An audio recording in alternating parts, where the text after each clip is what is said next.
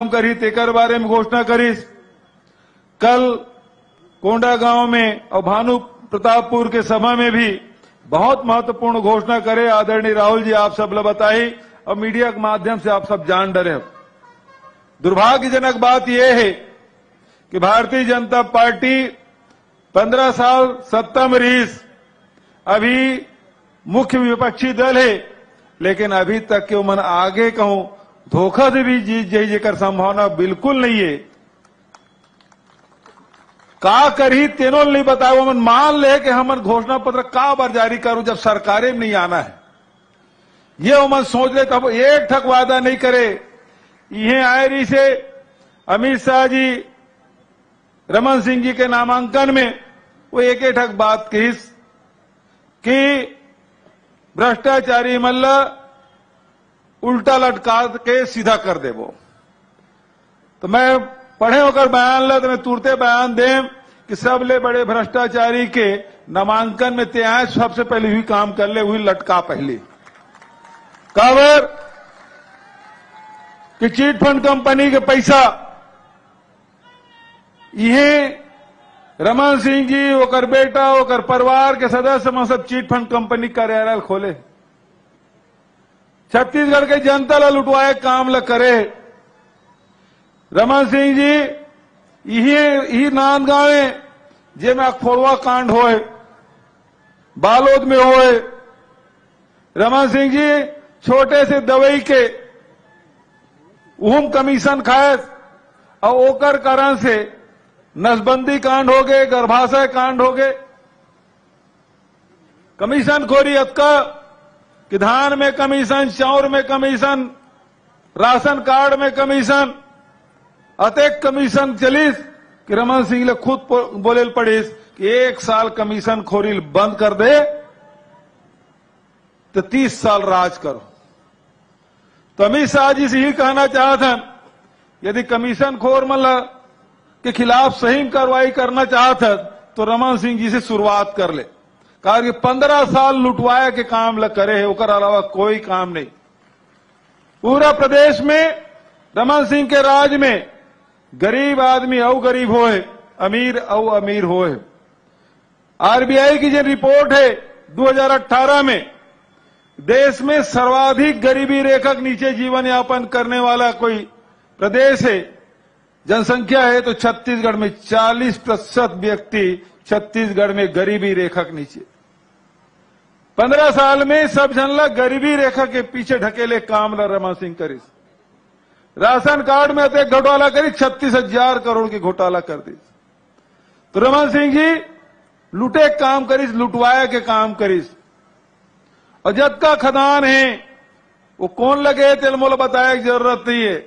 कौन लगे शर्मा जी बताओ कौन लगे? जद का कोयला खदान, लोहा खदान। अब एसीसीएल सबसे बड़े कोयला उत्पादक अभी 2 महीना पहली वो कोयला खदान ला अडानी दे दी। रमन सिंह जी 2018 में ठीक चुनाव पहले आचार संहिता लगे पहली बैला डीला के जिन खदान है लोहा के खदान ओकर एमडीओ नियुक्त करिस अडानी ला। तो ये पूरा संपत्ति अडानी ला। आज ये मन से मैं कहना चाहता हूं भारतीय जनता पार्टी के मना या केंद्र सरकार राज्य सरकार ला केवल बदनाम करे के काम करत है ताकि कैसनो करके सत्ता प्राप्त कर सके। और छत्तीसगढ़ के जतका खदान है, फैक्ट्री है, नगर नार की स्टील प्लांट है, पावर प्लांट है, वो सब ला अडानी सौंप दे। तो सवाल ये बात के ये प्रदेश हमर हरे कि अडानी खरे? हमारे छत्तीसगढ़िया मन कह रहे ना छत्तीसगढ़ क्या है, तो यहां के धन संपदा हमार बर होना चाहिए कि ओकर बर होना चाहिए? अब तय ही करना है कि छत्तीसगढ़ ला बचाना है कि छत्तीसगढ़ ला बेचवाना है। बहनी मन बताओ, बचाना है ना? तो एक दो रास्ता है, एक बेचने वाला के और दूसरा बचाने वाला के। कांग्रेस पार्टी और नेता राहुल गांधी जी 5 साल पहले आप लकेरी से कि किसान के ऋण माफी करबो, 2500 रुपये क्विंटल धान देबो, 400 यूनिट तक की बिजली बिल हाफ करबो, 4000 प्रति मानक बोरा के दर से तेंदू पत्ता खरीदबो। सब काम हो इसकी नहीं मोल बता दो। 2500 के से साथ 2640।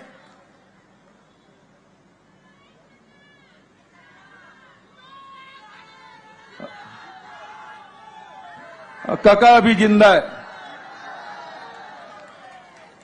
सवाल ये बात के है, एक रास्ता जिन राहुल जी के, कांग्रेस पार्टी के, जिन हमेशा गरीब के, किसान के, मजदूर के, नौजवान के, महिला मन के हित में फैसला करते, आदिवासी अनुसूचित जाति के हित में फैसला करते, और दूसर तरफ लगातार देश के, प्रदेश के धन संपदा एक आदमी देख काम करे थे, ये भारतीय जनता पार्टी औकर नेता मोदी जी औकर संगवारी अमित शाह। एक जन यूं हावे रमन सिंह, वही तो देवाही। तो भाजपा चुनाव ना नहीं लड़ा थे, रमन सिंह चुनाव लड़ा थे, कारण कि दूसर मन के चलबे नहीं करी। तो आज फिर से समय है 5 साल बाद चुनाव के, और अब तुम नारा लगाया हो। क्या नारा है? अब की बार, जोर से, अब की बार 75 पार, और 75 नंबर सीट में आम सभा होती। ये ला जीतना है कि नहीं जीतना है?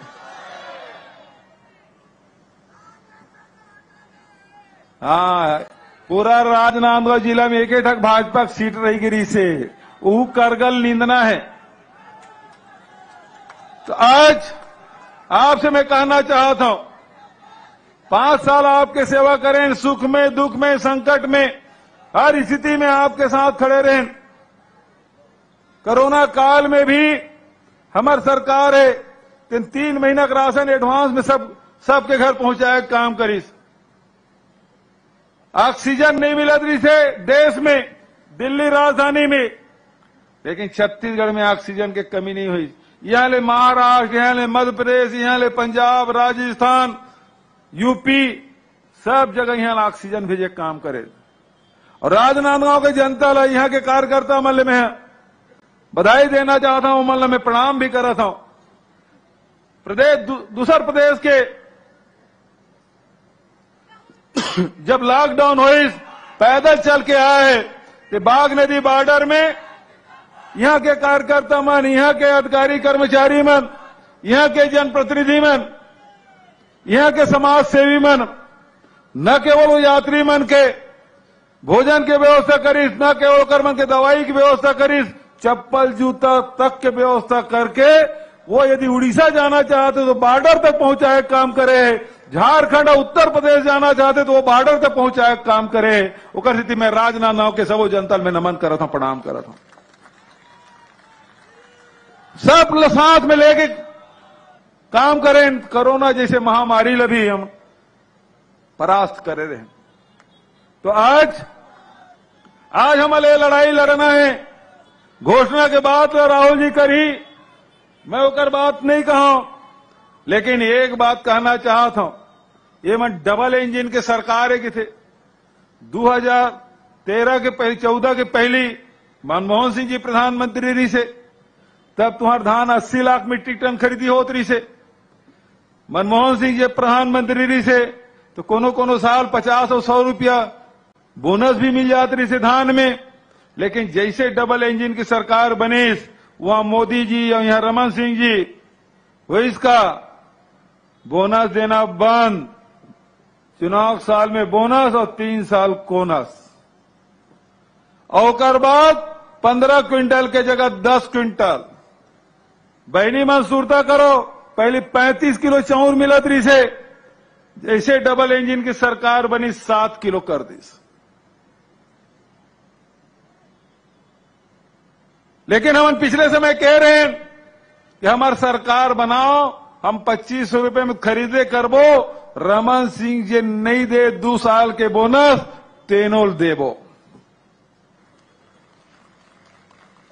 विधानसभा में रमन सिंह जी किथे सवाल करी मोर से, मैं जेन वादा कर रहे हैं तेन 2 साल के बोनस लग कब देबे।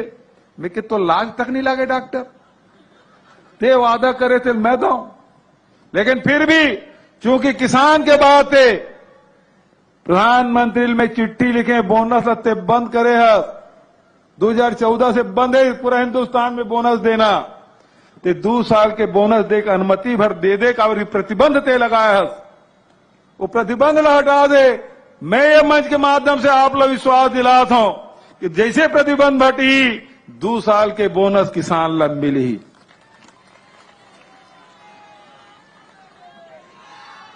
20 क्विंटल भी अभी 1 नवंबर के बेचू और कर बाद सरकार बनाओ, ऋण माफी फिर से होई।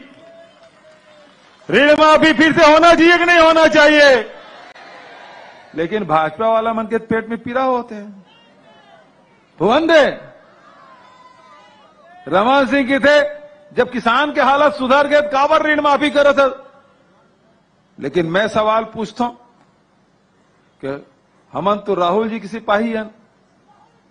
राहुल जी कहते किसान ला मजबूत करो, ऋण माफी करो, ओकर उपज की कीमत दो, और एक तरफ मोदी जी की सरकार है, भारतीय जनता पार्टी की सरकार है, 14.5 लाख करोड़ रुपया उद्योगपति मन के माफ कर दी।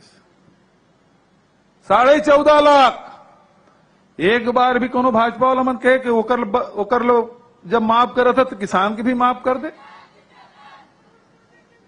ये मन है किसान के हित में कभू नहीं आ सका है। और एक और बात, आखिरी बात कही कि मैं राहुल जी आमंत्रित करूं, वो बात ये है रमन सिंह कबू 2100 दे के बात कर रही थे, कबू 300 रुपया दे के बात कर रही थे, आदिवासी मतलब जर्सी गाय दूं की बात कर रही थे। वो अलग बात है, वो गिरवा बनाए रही थी खुटी में रखे रखे सर गए, लेकिन गाय जर्सी एक ठक नहीं मिली।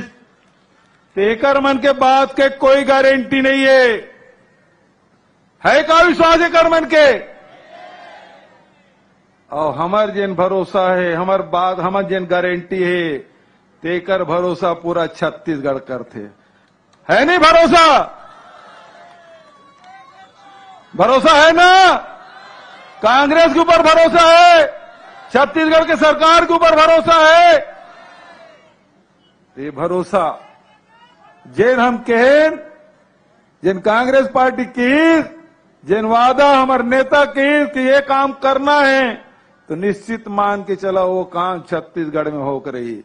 मैं बहुत ज्यादा देर आपके और राहुल जी के बीच में नहीं रहते हुए आप सबसे जोरदार नारा लगाया कि अपील करा था। सब तैयार हो? कांग्रेस पार्टी, जोर से आवाज नहीं आते। कांग्रेस पार्टी, मल्लिकार्जुन खड़गे, सोनिया गांधी, राहुल गांधी जिंदाबाद, राहुल गांधी जिंदाबाद, राहुल गांधी जिंदाबाद।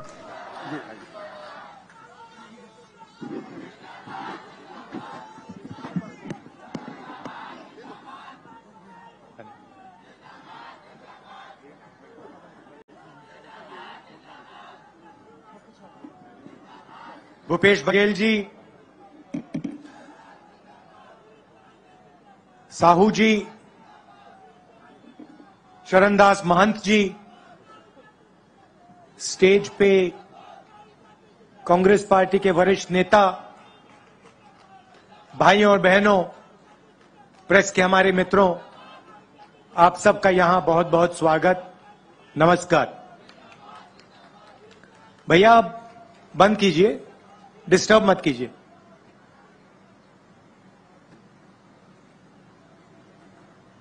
पांच साल पहले ऐसी ही मीटिंग में बघेल जी ने, मैंने, कांग्रेस पार्टी के सीनियर नेताओं ने छत्तीसगढ़ की जनता से 3-4 वायदे किए थे। सबसे बड़ा वायदा कि छत्तीसगढ़ में किसानों का कर्जा माफ होगा, और एक ऐसी सरकार आएगी जो किसानों की रक्षा करेगी, जो किसानों की, मजदूरों की आवाज सुनेगी और उनको सुनकर सरकार चलाई जाएगी। हमने ये भी कहा था कि धान के लिए छत्तीसगढ़ के किसानों को 2,500 रुपए प्रति क्विंटल मिलेगा। अब मैं आपसे पूछना चाहता हूं, क्या हमने आपको सच बोला था या झूठ बोला था? हमने 15-20 बातें नहीं की थी, हमने 4-5 बातें बोली थी, मगर जो हमने स्टेट से बोला वो हमने करके दिखाया। एक और बात, हमने वायदा किया था कि छत्तीसगढ़ में किसानों को 2,500 रुपए क्विंटल मिलेगा। किया था ना? आज क्या रेट है?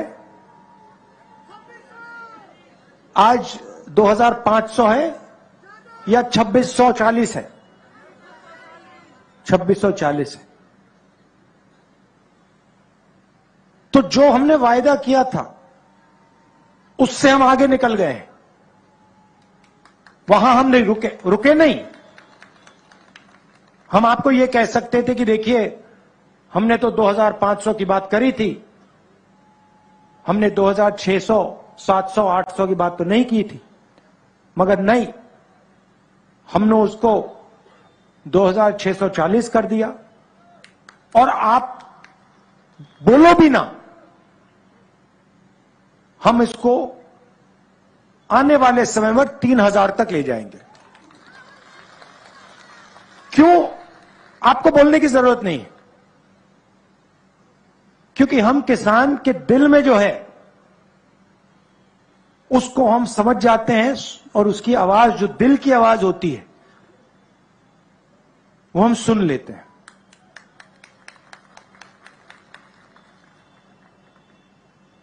आज सुबह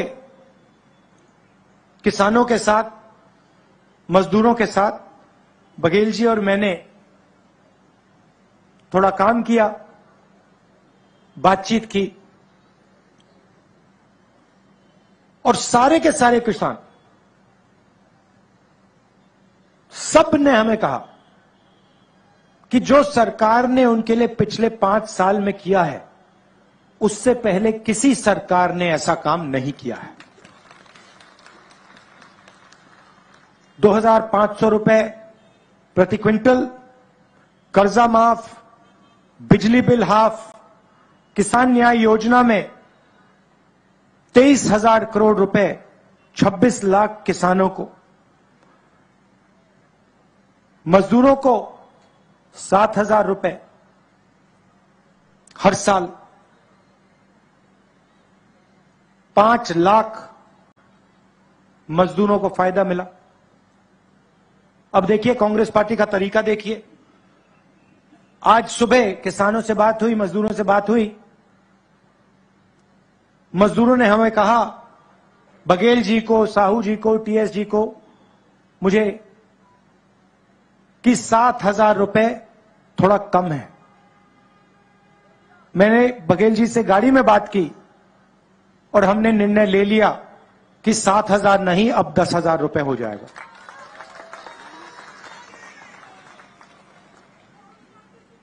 और छत्तीसगढ़ के किसान, सारे किसानों को मैं कहना चाहता हूं, पिछली बार हमने कर्जा माफी का वायदा किया था, वो वायदा हमने पूरा किया, और इस बार भी हम कर्जा माफी का वायदा कर रहे हैं और हम आपका कर्जा माफ कर देंगे। सुबह हमने पूछा, किसानों से पूछा, उनकी जमीन के बारे में पूछा, और मैंने उनसे पूछा, भाई आप जमीन का रेट क्या है? सीधा मुझे जवाब देते हैं, राहुल जी यहां पे कोई जमीन बेचना नहीं चाहता, हमें अब जमीन बेचने की कोई जरूरत ही नहीं है, कोई कर्जा नहीं है, बैंक अकाउंट में पैसा है, हम जमीन बेचने की सोच ही नहीं रहे हैं। तो यह ऐतिहासिक बदलाव आया है और बहुत गहरा बदलाव आया है। और हम चाहते हैं कि किसान, मजदूर, छोटे व्यापारी और मजबूत हो। देखिए, दो तरीके की सरकार होती है। मैंने कल अपने भाषण में कहा, एक सरकार होती है जो गरीबों के लिए काम करती है, किसानों के लिए, मजदूरों के लिए, बेरोजगार युवाओं के लिए उनकी मदद करती है और पूरी की पूरी अपनी शक्ति उनकी मदद करने में लगा देती है। दूसरी तरीके की सरकार होती है, वो अरबपतियों को देखती है और जो देश में सबसे अमीर लोग होते हैं, अरबपति जो होते हैं, उनके लिए सरकार काम करती है। बघेल जी ने कहा 14 लाख करोड़ रुपए नरेंद्र मोदी जी की सरकार ने अदानी जी जैसे लोगों का कर्जा माफ किया है। 14 लाख करोड़ रुपए। आप मुझे बताइए, बीजेपी ने कौन सी स्टेट में, हिंदुस्तान में अलग अलग स्टेट में उनकी सरकार है, कौन से स्टेट में बीजेपी ने कर्जा माफ करके दिखाया किसानों का? ये मुझे बता दो। आपको एक स्टेट नहीं मिलेगा।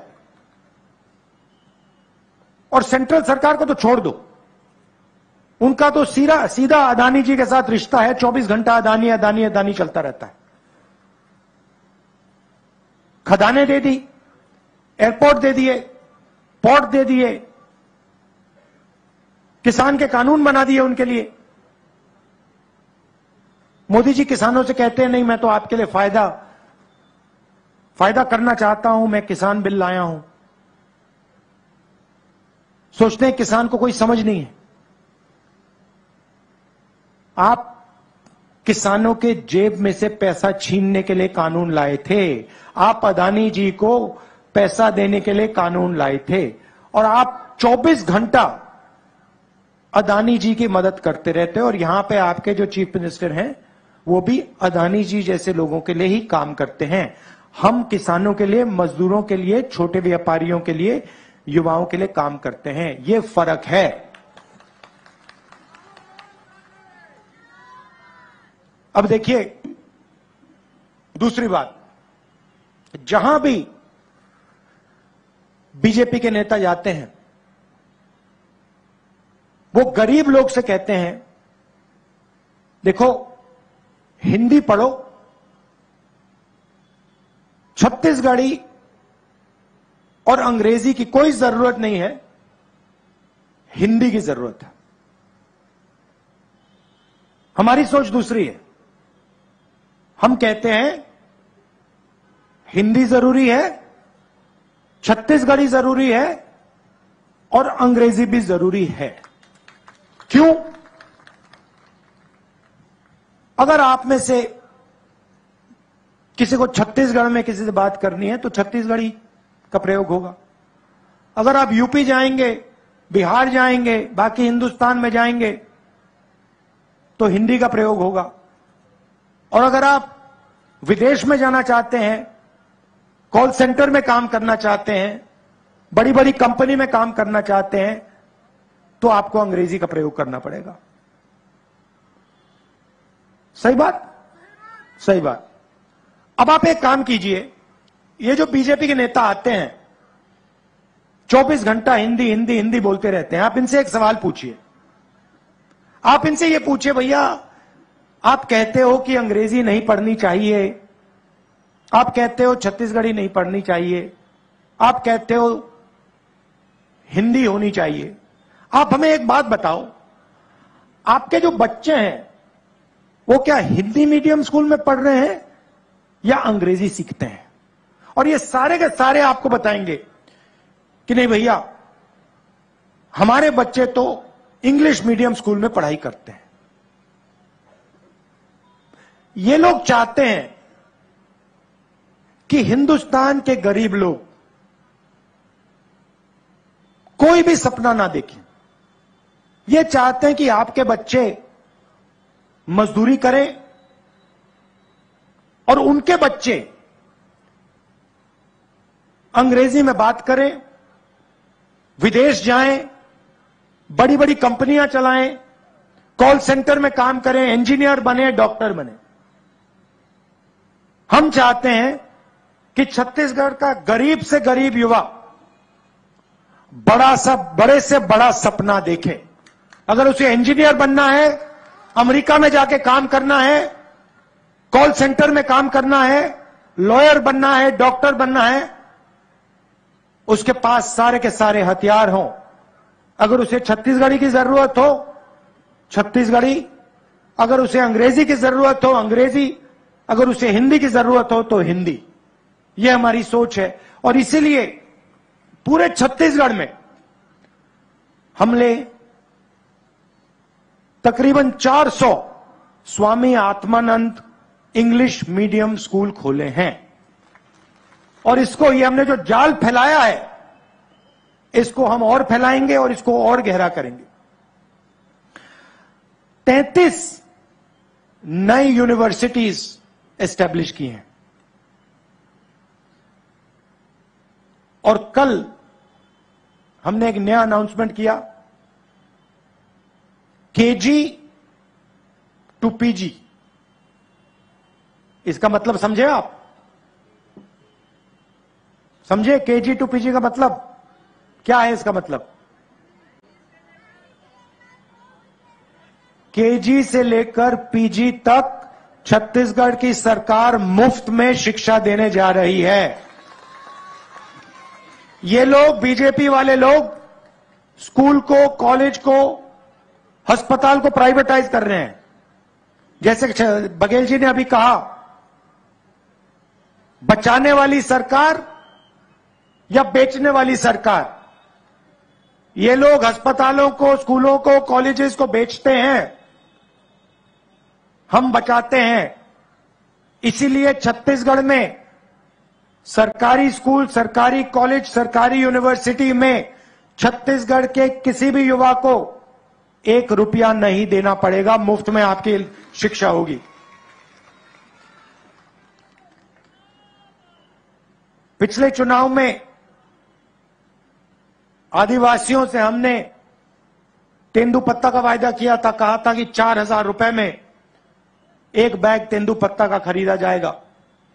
इस बार हम कह रहे हैं 4,000 रुपए साल के आपके ऑटोमेटिक बैंक अकाउंट में हम डाल देंगे और जो आपके जंगल में जो चीजें उगती हैं, तेंदुपत्ता, इमली, इनके लिए हम 10 रुपए एक्स्ट्रा एमएसपी में डाल देंगे। भाइयों और बहनों, एक और बहुत बड़ा मुद्दा है और शायद वो हिंदुस्तान की राजनीति के लिए, हिंदुस्तान के प्रगति के लिए सबसे बड़ा मुद्दा है। उसको हम जाति जनगणना कहते हैं, कास्ट सेंसस। सवाल यह है कि इस देश में हम जात की बात करते हैं, मगर किसी को नहीं मालूम कि कौन सी जात की कितनी आबादी है। कोई नहीं जानता।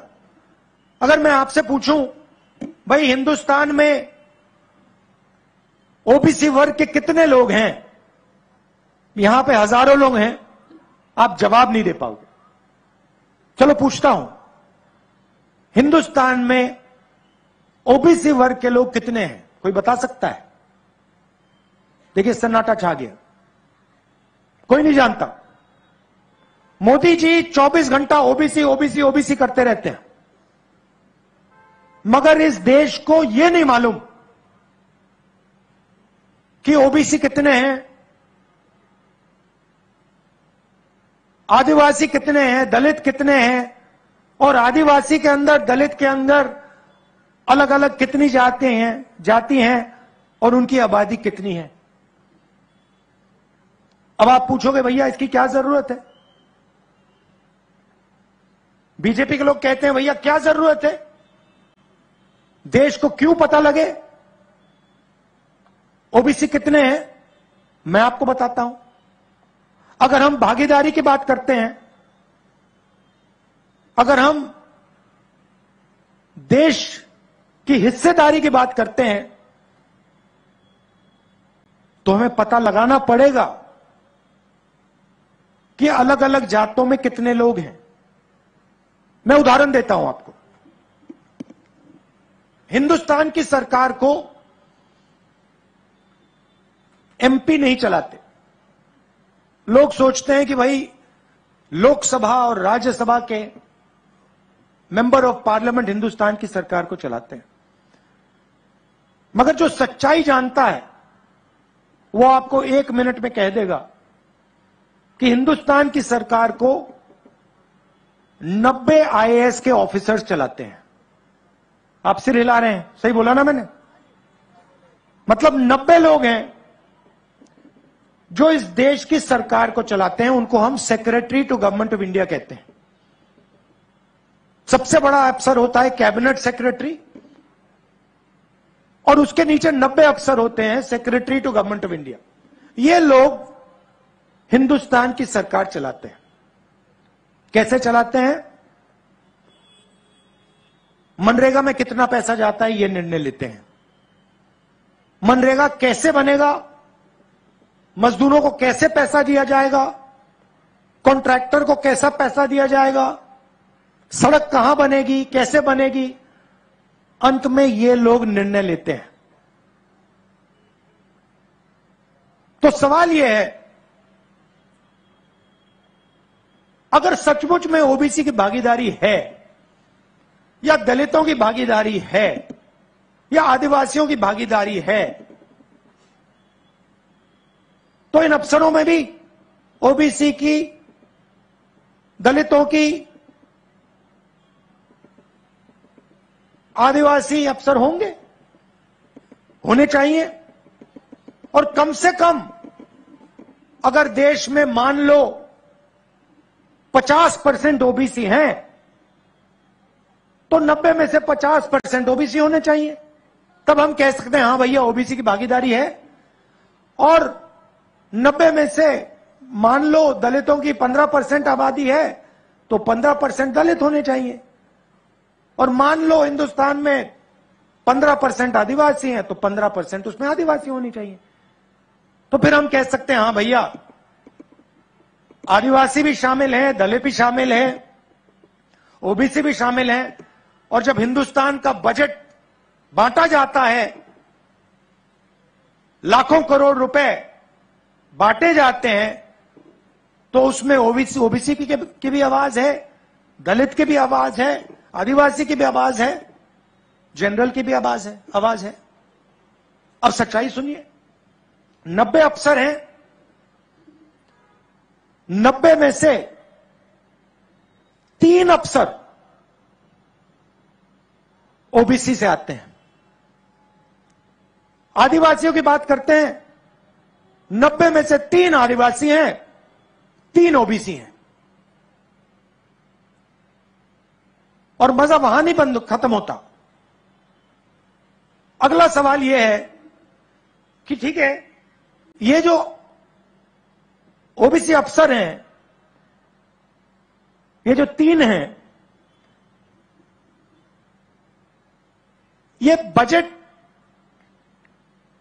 में कितने पैसे का निर्णय लेते हैं? यहां जो ओबीसी युवा हैं, आप हिल जाओगे, आपको गुस्सा आएगा। भाइयों और बहनों, हिंदुस्तान के बजट में ओबीसी अफसर सिर्फ 5% निर्णय लेते हैं। क्या हिंदुस्तान में ओबीसी की आबादी 5% है? कम से कम 50% है। तो ओबीसी युवाओं को नरेंद्र मोदी से यह सवाल पूछना चाहिए, हमारी आबादी 50%, आप 24 घंटे कहते हो ओबीसी सरकार, ओबीसी सरकार, ओबीसी सरकार, और हमारा हक 5%। ये किसका बेवकूफ बना रहे हो आप? यह सवाल हिंदुस्तान के हर ओबीसी युवा को नरेंद्र मोदी से पूछना चाहिए। चलिए अब आदिवासियों की बात करते हैं। यहां आदिवासी हैं, भाइयों और बहनों, ओबीसी 5% निर्णय लेते हैं, आदिवासी कितना लेते हैं? आदिवासी युवा आप अच्छी तरह सुनो, अगर हिंदुस्तान की सरकार 100 रुपए खर्च करती है तो हिंदुस्तान के आदिवासी अफसर 100 में से 10 पैसे का निर्णय लेते हैं। ओबीसी 5% और आदिवासी 0.1% निर्णय लेते हैं। और सुनना है तो दलित 1% निर्णय लेते हैं। इसीलिए जाति जनगणना की जरूरत है। हम जानना चाहते हैं कि इस देश में ओबीसी 5% निर्णय ले रहे हैं, उनकी आबादी क्या 5% है या 50%? और अगर 50% है तो नरेंद्र मोदी जी की सरकार में जो हो रहा है वो सरासर अन्याय है। इसलिए कांग्रेस पार्टी अपनी मीटिंग में कह रही है, मैं कह रहा हूं, बघेल जी कह रहे हैं, खारगे जी कह रहे हैं कि कांग्रेस पार्टी ने जो जनगणना की थी, जाति जनगणना की थी, आंकड़े आपके पास हैं मोदी जी, उनको आप पब्लिक कर दीजिए। देश के आदिवासियों को, दलितों को, पिछड़ों को आप बता दीजिए उनकी आबादी कितनी है। डरने की क्या जरूरत है? नरेंद्र मोदी जी यहां आते हैं, लंबे लंबे भाषण देते हैं, कहते हैं मैं ओबीसी हूं, मगर यह नहीं कह सकते कि भैया मैं ओबीसी हूं, मैं जानना चाहता हूं कि इस देश में मेरे जैसे ओबीसी कितने हैं। यह नरेंद्र मोदी की नहीं कहते। क्यों नहीं कहते? क्योंकि ओबीसी के लिए काम ही नहीं करते, वो अदानी जी के लिए काम करते हैं। और अगर उन्होंने कह दिया, गलती से भी कह दिया कि भैया जाति जनगणना होनी चाहिए, तो जो वो अदानी जी के जेब में डाल रहे हैं वो नहीं डाल पाएंगे। तो हमने तो निर्णय ले लिया है, जैसे ही हमारी सरकार दिल्ली में आएगी हम उसी दिन जाति जनगणना का काम शुरू कर देंगे। और यहां पे छत्तीसगढ़ में हमारी सरकार आएगी तो जाति का सेंसस उसी दिन छत्तीसगढ़ में शुरू हो जाएगा। कर्नाटक में शुरू हो गया है, राजस्थान में शुरू हो गया है, यहां पे भी हम काम शुरू कर देंगे। यह मैं आपसे कहना चाहता था। और जाति जनगणना के बाद पिछड़ों का, दलितों का, आदिवासियों का एक नया चैप्टर लिखा जाएगा। उनकी प्रगति के लिए, उनके विकास के लिए ऐतिहासिक काम शुरू हो पाएगा। आप सब यहां आए, इसके लिए दिल से बहुत बहुत धन्यवाद। नमस्कार, जय हिंद।